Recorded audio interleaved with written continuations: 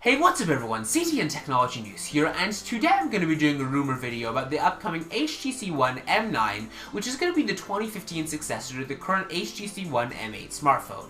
So if you don't really know about the HTC One M8, it's one of the very best Android flagship phones right now. It's also one of the most underrated. It's got an amazing design. It's definitely up there with, the Galaxy Alpha, the Sony Xperia Z3, the LG G3, all of the Android phones of that class, and honestly, it's one of my favorite Android flagship phones to date.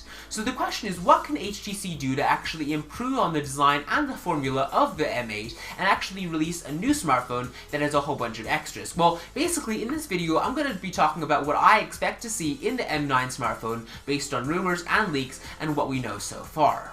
So for starters, let me talk about the release date. The M9 is expected to launch in the spring of 2015, just like the M8 was launched in the spring of 2014, because HTC generally likes to show off their new phones around the same time as Mobile World Congress.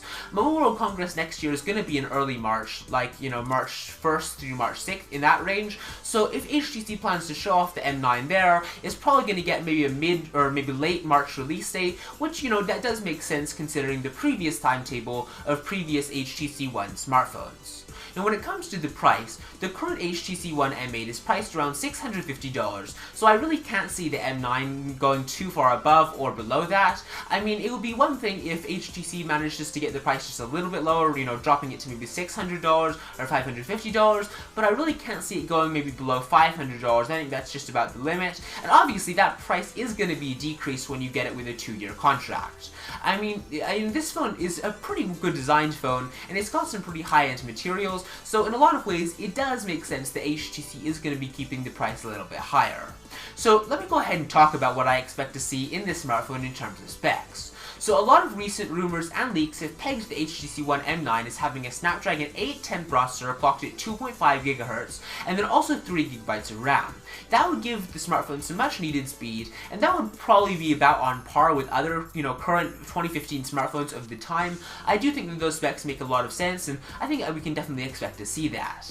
Other than that, I also think that the HTC One M9 might have a Category 6 LTE radio, which would make, call quality really great, and it also might actually have a pretty unusual design.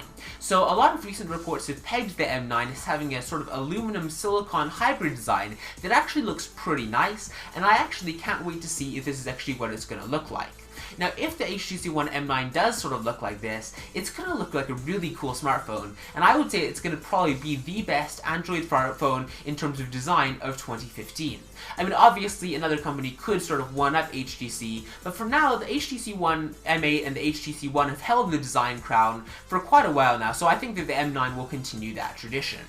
Anyways, I think that the HTC One M9 is going to be a really great smartphone. I'm definitely excited as to what HTC has planned, but let me know what you're excited to see in the M9 in the comments below. Please be sure to give this video a thumbs up if you did enjoy it, and I will see you next time. Bye!